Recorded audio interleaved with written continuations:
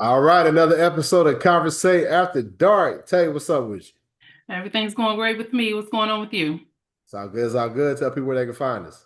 You can find us at Conversate After Dark everywhere. And if you would like to be a guest on the show or you have a topic you want us to cover, you can reach us at CVAD, the podcast at gmail.com.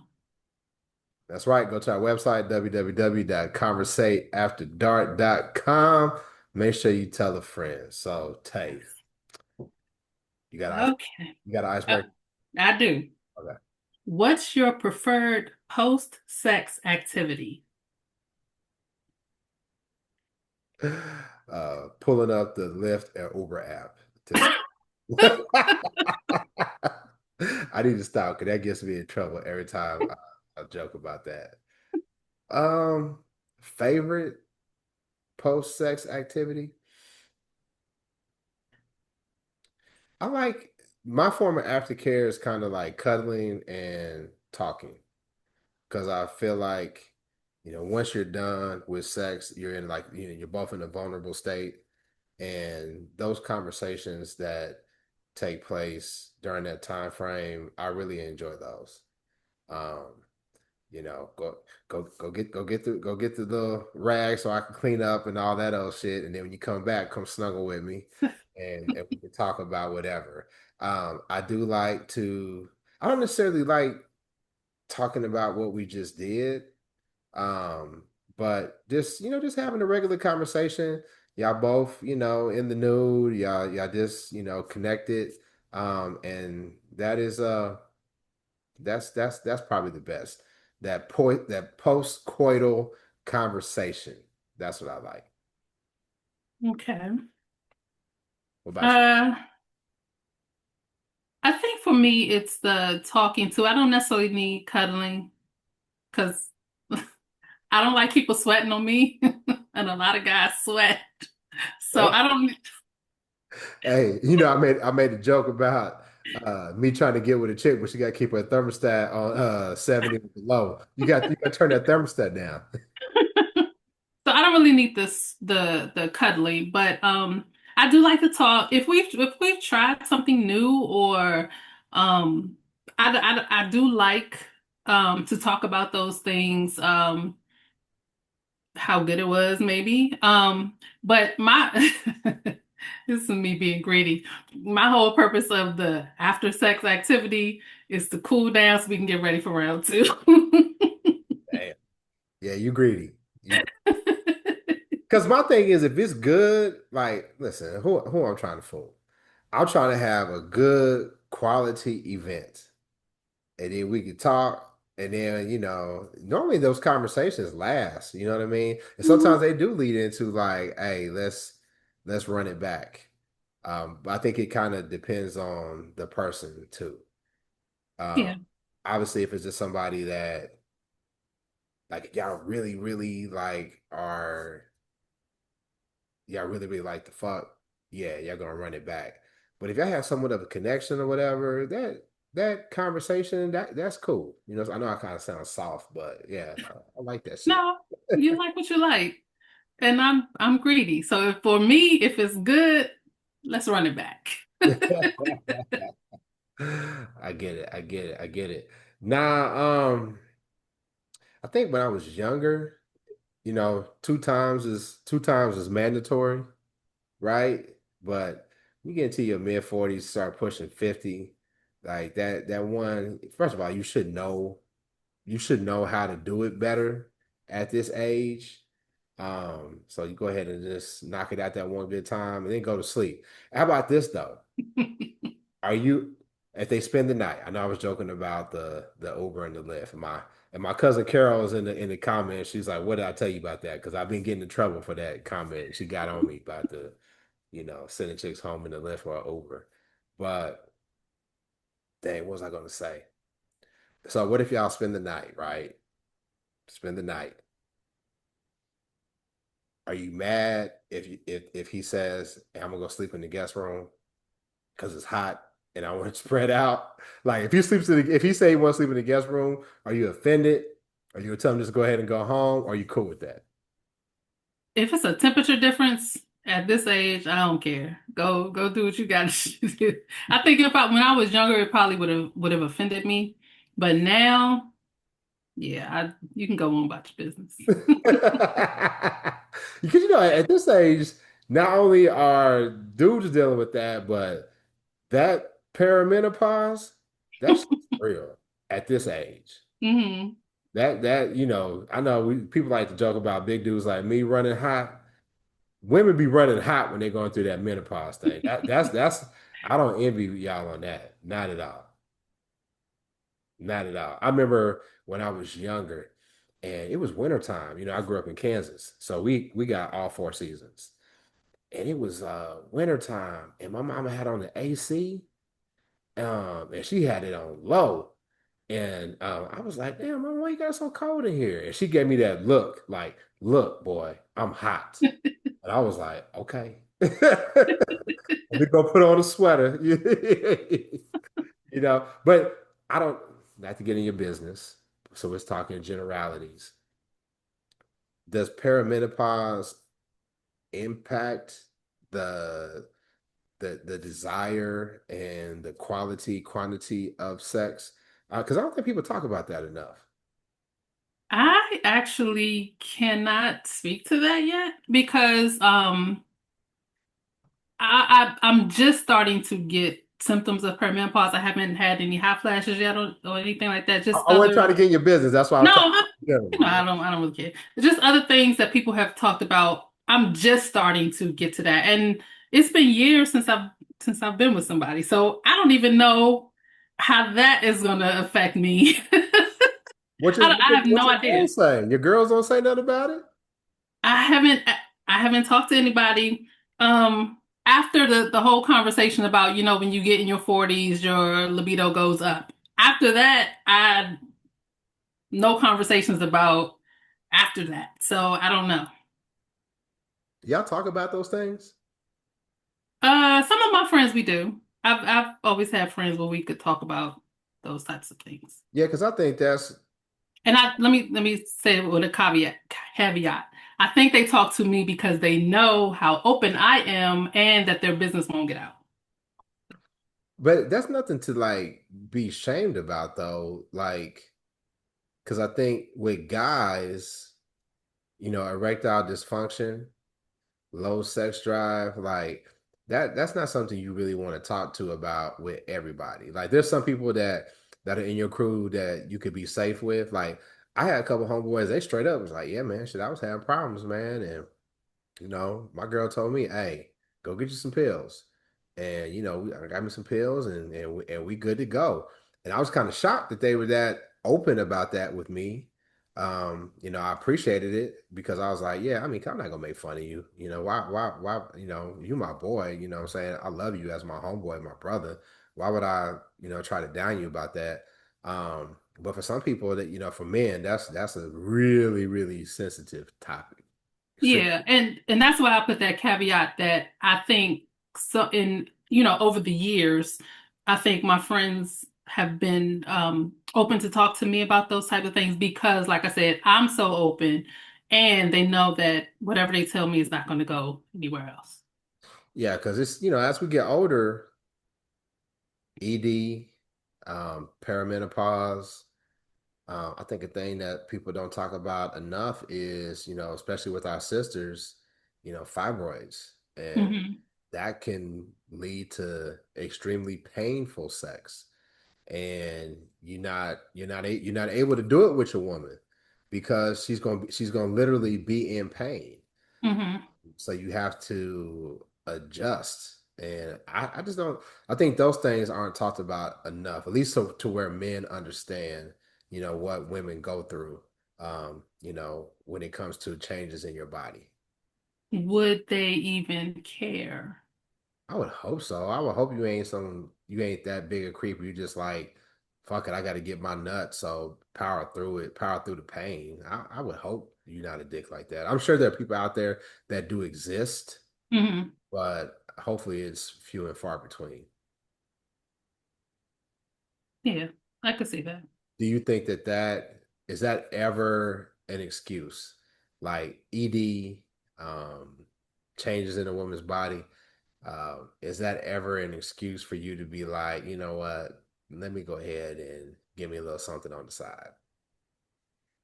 You know how I feel about cheating. I don't think there's ever a good excuse. I feel like if you have to do that,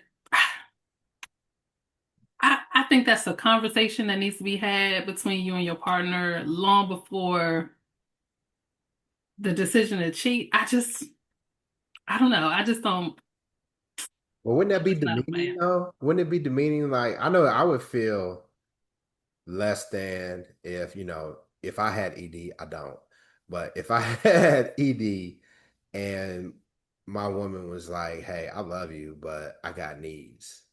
And, you know, things ain't working, you're not willing to either you're not willing to address it or things aren't working. Um, I don't I love you, but I need to get my needs addressed and I want permission. So you think it's better for her to go out and cheat than to try to help you deal with the situation or get better with the situation? Because because you and I have a doctor friend in common who has said that if when that happens, there's usually a health issue Yeah. behind it. No, So something I'm sure I would hope that, especially in a long-term committed relationship, that the woman in the relationship would be open to help the man get better, get into shape, help, do whatever he needs to do.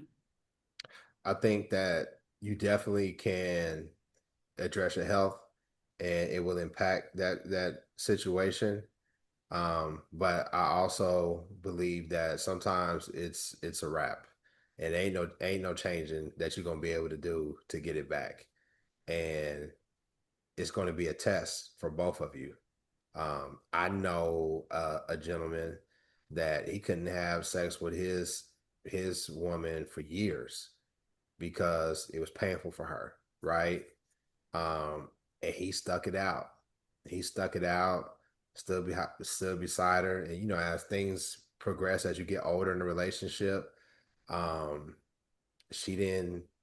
She fell out of love and got with somebody else. Now I don't know if she was doing it with the other person or not, right? But he felt some type of way because he was like, damn, I really stuck beside you throughout all this. And then like you just kind of cast me to the side. So it's definitely a conversation that needs to be had. I think if you're going to do Mhm. it and y'all not non-monogamous, like ethically non-monogamous, um, be good with your cheating. And don't let me know because it's gotta add an extra, it's going to be an extra blow that not only can I not perform, but she got to get it from somewhere else too. I don't know how women feel about that, but for a dude, that would just crush me. It would crush a woman too, because I mean, cheating, no matter what, I think crushes the other person. So I don't think the reason behind it matters. Uh, yeah, you're right. You're right. So let me ask you this. If you're in that situation or any situation, right? Say you got somebody at work. You know how sometimes people got them work husband, work wives, and all that, or whatever type of situation, and there's temptation there. How do you keep yourself from being tempted to cheat? I'm not sure if there's some kind of attraction there. I'm not sure you can change that, but I do believe you can prevent yourself from being in situations that can lead to cheating. For instance, secret conversations. That doesn't need to happen at work all the time. I mean, hanging out after work, that doesn't need to happen. Booking a hotel room, because if you got a significant other you live with, you can't do it at home, or if you can, that's extra foul. But you know what I'm saying? Like there are steps that lead to cheating. If you The book the hotel room, you already cheated. Yeah, Because yeah. if you book the hotel room emotionally and mentally, you're already there. So you're already Right. mentally and emotionally cheating. Right. That's and my point was there are steps before you get to the hotel room. Notice I mentioned the conversations at work, the going out, hanging out after work. All of those lead up, especially if we're all adults. We know who we're attracted to and who we're not attracted to. You hanging out with somebody you have that kind of attraction with, you're asking for trouble. Yeah.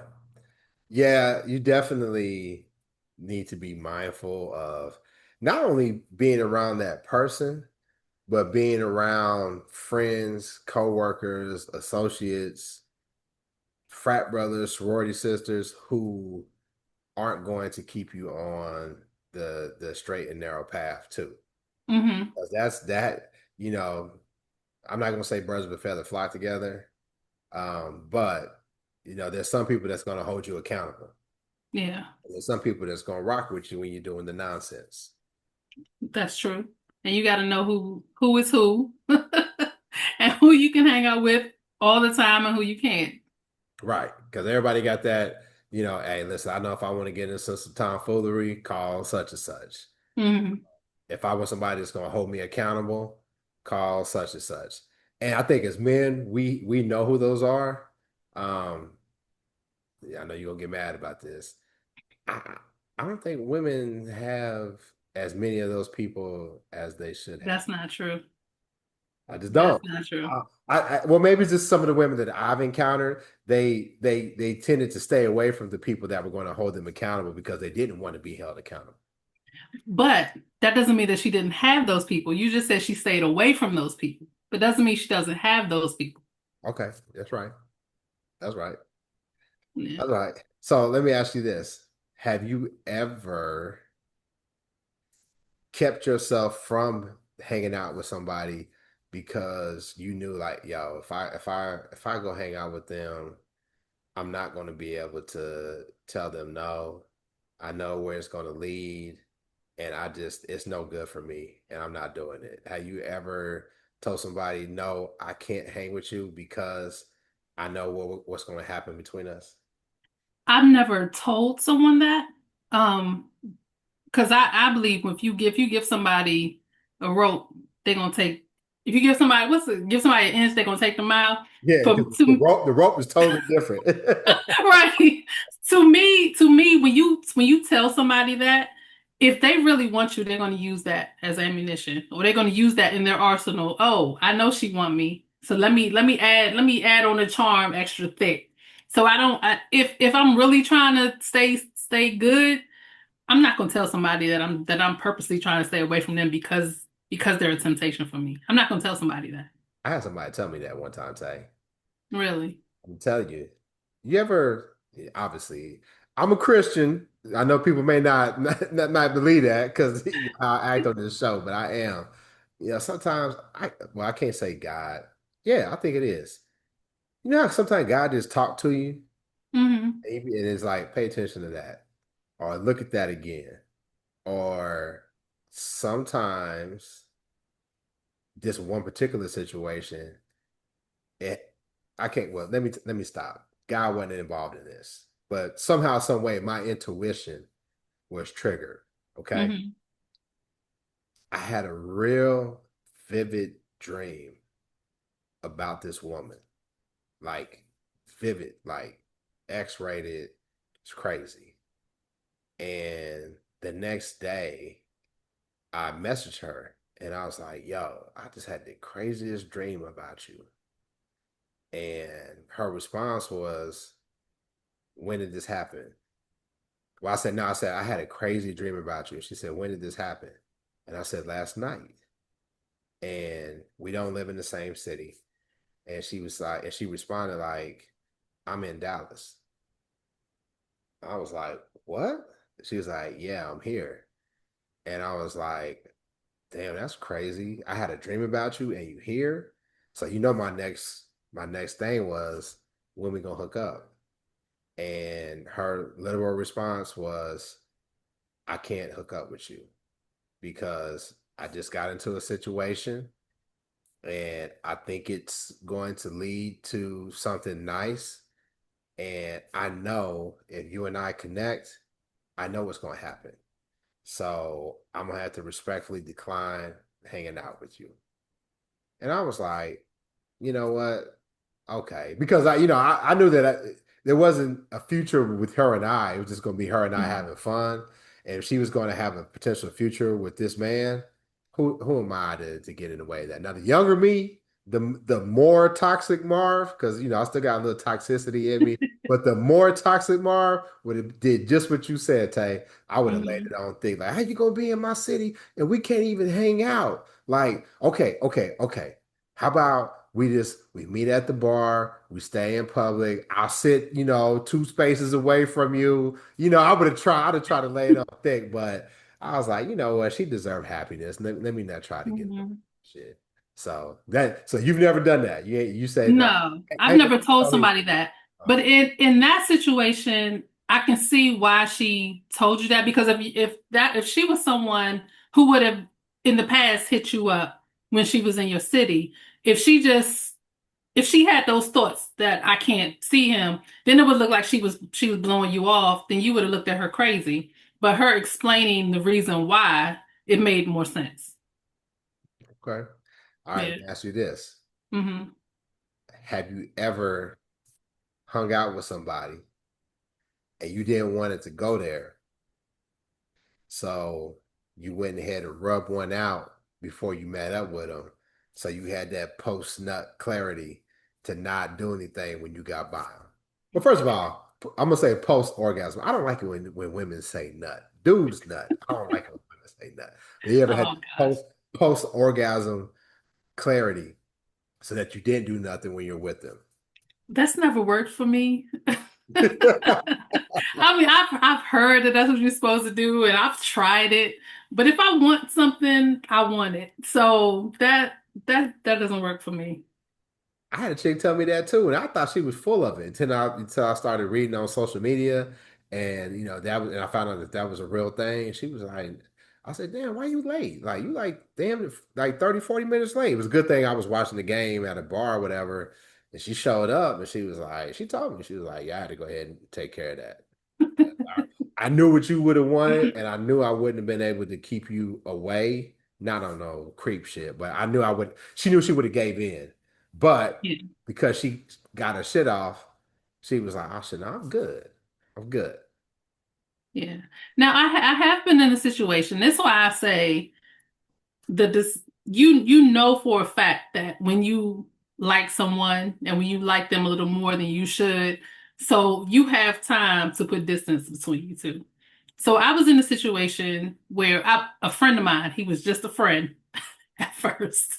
At first, at first, Right first. So when we first used to hang out, it was in groups. And we always had, we were always cool. Couple times we hung out solo. And I was like, dang, this is the type of guy that I would go for. But I didn't stop. I knew right then and there, that first time that we hung out, just just he and I, that I needed to end it. But I didn't. And that was my fault. I got into something that I shouldn't have been in. But wait. I must have missed something. okay. Y'all met in a group. Mm-hmm. Y'all split it off to a solo thing, which happens with groups, right? Mm-hmm. And he was the type of guy that you normally feel. Mm-hmm. But you felt like you shouldn't have been there. Why didn't you want to be there? I was not in a relationship, but so yeah. Okay, I got you. I got And again, I was wrong from the beginning. But again, I knew when we were hanging out, it's just something hit me. It was like, this is exactly what I like. I don't need to be here. But we hung out more and more, and next thing you know, next thing you know, it, next thing you know, it y'all were secret lovers. pretty much. That's what we are. So yeah, so that's why I say it things happen long before you get to I'm a cheat or I'm a cheat with somebody who's in something else. You have those notions before it gets there. Who's more responsible for being, and this no judgment, because I've done what you've done. I've been on both sides. Who's more responsible? The person that's in the relationship cheating or the person that knows they're in a relationship but still goes forward with it anyway? When it all boils down to it, there are two people in a relationship. They make a commitment to each other. So it's up to those two to make that relationship work and operate under the rules and the boundaries that they set for that relationship. Ultimately, it is up to those two people. But I do feel like if somebody knows and they still go after, they're wrong too. Man, I'm gonna tell you something. I had a friend and I was in a situation and we just started we started kicking it. I'm here, I am stuttering and shit. We started kicking it, right? And it was hot and heavy. And then I was like, man, you know what? I need to do right. Let me go ahead and try to end this. And then so I was like, you know what? I shouldn't be doing this. Let's just be friends. And then I realized I still wanted it. So when I tried to backtrack, this person is a Taurus. So, you know, Tauruses they stubborn as hell, right? When I tried to go back, she was like, nah, nah, I'm not, no, no. But we still, you know, maintained communication and the flirtation was still there. And every now and again she would kind of crack, but you know, we still didn't get back to where we were at. She ended up in a relationship and I was still trying to do my thing. And she said, "Nah, I don't cheat." And I said, "Wait, hold on, fuck you mean? Like you was with me when I was in the situation. Now she was like, that's you. You a cheater. I'm not." And I was like, "Ain't this a bitch? Is that fair or foul?" How That's a she true, wanted. that's a true story too. I've, Nothing, nothing. I've done the same thing. I've been there. But she was operating under the boundaries of her relationship and how she wanted her relationship to go. And you were at that, whenever y'all had your thing, you were operating under boundaries of your relationship and where you know, that's on you. I wouldn't call it a boundary. I think our standards were different. My, For her, the cheating is a boundary. So for her not to cheat while she's in a relationship, that's a boundary for her. okay, I'm gonna forward this to you, but I just saw this thing where this lady was talking about boundaries and standards. And we don't have to like get into it, you know, because I think it kind of blurs the line. Like there's boundaries, there's standards, and there are ultimatums, right? So ultimatum is if you cheat, I'm leaving. That's it. You cheat, I'm leaving.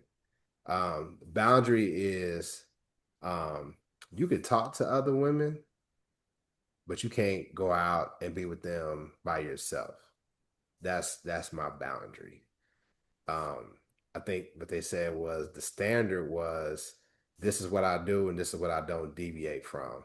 So for her, her standard was it's like I don't cheat. And it pissed me all the way off, Tay. Was I wrong for being mad about that shit? Um, no, I mean you're everyone is entitled to their feelings. I won't say you were wrong for being upset, especially when she was with you when you were doing the cheating. So I could see how I could see how you feel upset about that. That's foul, ain't it? I mean, like, and my thing is like, you wouldn't even been in that situation had I not been dumb and told you we had to stop. Maybe. You ever been like, hey, listen, I can't do this no more, but then you backslid and did it again? Um, Now you one of the people that said like once you say something, it's a wrap. yeah, that's what I was trying to think. No, once I'm done with somebody, I'm usually done. And you know how I feel about that shit. If I fuck once, I got all the fuck again. It's none of my exes that I could say could come back right now. Not sexually. I'm really good friends with one now, but sexually, because that's not what I want. And no way he could get it. Unless something happens and we wind up in a relationship again, which that won't happen. So yeah, no. Mm. We need to get him on the show anonymously. No, that won't happen. You think that could work if we had somebody that we had been in a relationship with on the show? It wouldn't bother me. That shit would get dicey for me though. That shit would get real dicey. Like real quick, real quick, real quick. Hey, let me ask you this. Mhm. This is a would you or wouldn't you before we wrap up the show. So we talked about masturbating, right? A lot of times people when they masturbate, they, do it to porn. You do it when you masturbate, you use the porn or you go off memories. Porn or erotic literature.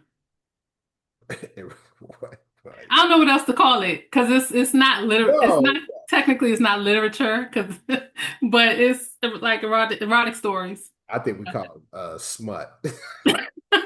Well, no, because it's different because the books that people read what they call smut are they don't go far enough for me. What do you mean they don't go far enough? The sex scenes in them usually aren't as graphic as I would like. When So, I'm so I never read Zane, but I heard Zane went graphic. Is that true? To me, she was tame. But again, my entry into erotic stories came from penthouse letters, where, so reading an erotic story from what I'm talking about is like reading a porn. Somebody described a porn scene in written form. So, is there a particular author that would be considered smut for you? I don't know any offhand because like I said, I used to read the penthouse letters. They actually went into book form later, but it was I still don't know if those were real stories or stuff that people just thought up. So you don't know the authors. They're supposedly sent in anonymously. They probably make some of that shit up. That's what I think. And then there's a web there's a website I go to where the whole purpose is for people to write their stories and put them online. So you read the story, it puts you in the mood, then you do what you got to do. Mm, Okay. yes. Okay. Okay. You know what's funny is because like my Lord, I can't believe I'm bringing her up on this show. But my favorite auntie used to read like when you go to the grocery store and they have like the Archie and Jughead comics back in the day. I don't think they have hmm that much anymore. They had the Archie and Jughead comics. They have like the crossword puzzles, and then they had the books where it had like Fabio on the cover. You hmm know? And I never read it, but my aunt used to read all that shit. My mom used to joke, be like, "You reading soft porn?" My mother used to love those books. I remember 'em. Were they Yeah. were they soft porn or were they just romantic? They're just romantic. Okay. So, because I didn't know my auntie, I know that she wasn't reading soft porn, but maybe I don't know, but But soft porn is more romantic than like real porn. So it's so even if you would consider it soft porn, it's hmm. okay, okay, I got you. All right, so let's go back to actual porn. Would you or wouldn't you date a porn star?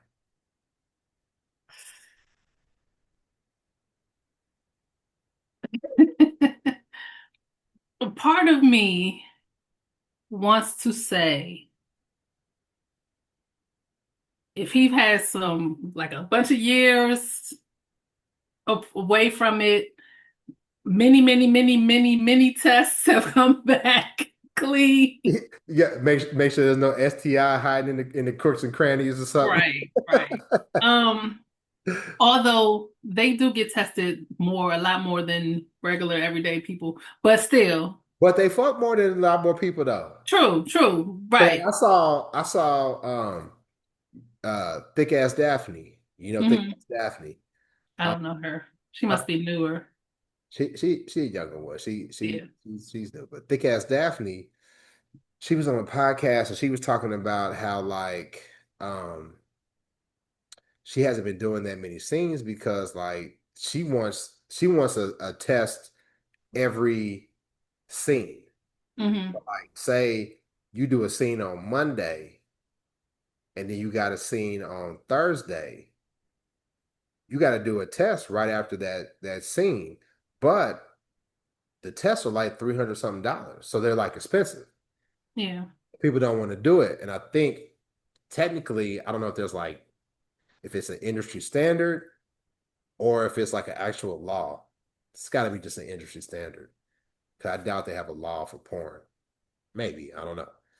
But I think the industry standard is you just have to have a test in the 10-day window. Okay. But her thing is if you like are actively fucking, right? Something could happen in between that 10-day window. So her thing is like, no, I want you to test before each scene. Yeah. So yeah, I I can understand that. think that they get tested more often, but they also fucking more often too. True, true. That's what I say. It's a part of me that wants to say if there's years away from it, and he's many, many tests away, because we know some stuff gets dormant, then I would. But honestly, I don't know. I don't know if I could. Is it because of the potential for disease, or is it because they were out there like that? It's more so the potential for disease because I I mean, if your life has changed, you've changed. I can forgive some things.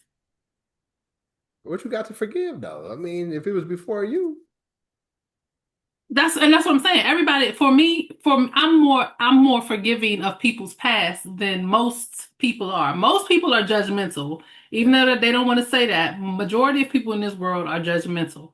I believe I'm more forgiving than most people. So that's why I say a part of me wants to say, as long as it's been years away, as long as there's tests, I'm good. But I still don't know. I don't know. I think I think there's a difference for men and women if we look at this logically. They recycle a lot of those dudes. Like there's so many. Like there's the women who like stand out, right? But yes, it takes a lot for a woman to be able to do porn, but I think it takes much more for a dude to be able to do porn because like you got to be able to stay hard for hours at a time with all kind of like I watch hood porn, but like back in the day where they were actually like on sets and stuff. And I think they still do like porn like that or whatever. But like you got to be able to stay hard with all kind of lights going on, people in the room or whatever, and can't every dude do that. Mm, So they got like their set number of dudes who like we know we ain't got to wait for the dick hard pill to kick in with him. We can just bring him in. He can do what he got to do so we can get the scene done. So I think, and you can tell me if you feel differently, the men that are in porn, their body counts are probably way higher than the women who are in porn. I don't know. I mean, that's possible. I just don't. I'm not sure. I don't know. And in terms of staying hard, I was listening to a testimony. Yes, my my algorithm is all over the place. I watch a lot of Christian stuff. I watch a lot of stuff that's not so much. But anyway, I was watching this testimony of this guy who's a former porn star, and he was talking about how he got into the business. He said his first day on set, like he just walked in and somebody handed him a pill. Like he did, they don't know, they didn't know him, didn't know if he could stay hard or anything. They just handed him a pill to take to make sure. I guess to make sure Yeah. that, you know, he would last. You know who's a preacher now? Who? The GOAT. Who is the GOAT? Because everybody's GOAT is different. If it's not Vanessa Del Rio, I don't know who the GOAT is. Yeah, that's a different era though. I mean, Yeah. true, but still. Okay. If you were to ask most dudes who they to say the GOAT is from our age group, who would you think who you think a safe bet would be? Pinky? But I Hell, know she's not because I just saw her on hell, something hell no. recently. Pinky ain't no. Pinky ain't. Cherokee? Uh, I can see people saying Cherokee up there, but no, there's All somebody. of my references are going to be older because Well, I, you're in the right time frame because Vanessa Del Rio was before them. So yeah. right in the right time frame, you just ain't said the right person yet. Oh gosh, I'm not naming all these people. You're trying to put me out there. Well, Somebody who's no, like I a mean, you gotta be. hardcore porn watcher. Listen, well, we know you're a hardcore erotica reader, but one more guess, then I'll tell you. Jada or Jasmine. Jasmine, Jasmine Cashmere, the GOAT. She was one of my she was one of my favorites. Wow. Everybody's favorite. Right? What you mean? She's straight up minister now. Okay. She turned her life over. It's a good thing, right? Yeah. But back in the day, look, when nobody messing with Jasmine, man. Jasmine was nasty. I set them two together because my absolute favorite scene was a threesome scene with the two of them, but the guy didn't need to be there because they made the scene. Yeah, yeah, yeah, yeah. So the reason why I said about, it's different for guys and women. You probably are right that the potential for STI, I think it's higher with the guy because I think they fucking way more women. Because like I said, there's a smaller number of them and there's a much larger number of women. I think the thing with guys that you got to be concerned about is you showing up to the frat event and you got your lady and 80% of the dudes there done seen her get stretched out. Yeah. That's the Yeah. I knew that's where you were going. Yeah. that's the piece that you got to be able to reconcile with. Now, if it were me, I probably would be like, shit, hey, she bad. And she could do what she doing if she's a woman of morals. Like I wouldn't get with her if she was an active porn star. If she was an active porn star, nah, I probably wouldn't mess with it. But if she was retired and she had a strong moral compass, she was like, hey, look, I don't cheat, man. Like, I'm with you. I'm happy with you. You don't have to feel threatened. We probably could rock with it. We probably Mhm. could rock with it. Yeah, I would do that. Okay. I would do that. I would do that. So, yeah, but most of them, when they retire, though, I think now they didn't switch to the OnlyFans thing. Like, Hmm. I think, like Cherokee and Sky Black and they kind of I think the thing where they transition to like to the OnlyFans or the fitness instructor. Hmm. That's that kind of like how you transition out of the game. You Okay. transition out of the game because that's what like Pinky. I ain't gonna talk bad about it, but Pinky don't look like Pinky used to look. Have you seen Pinky? Yes. Yeah, yeah. But I was never a fan of her, so. I didn't meet Pinky in person, but I was in Pinky's presence. Um, Me and my best friend, you know who I'm talking about. We were in Atlanta and we were at this club and we saw this chick and she had pink hair.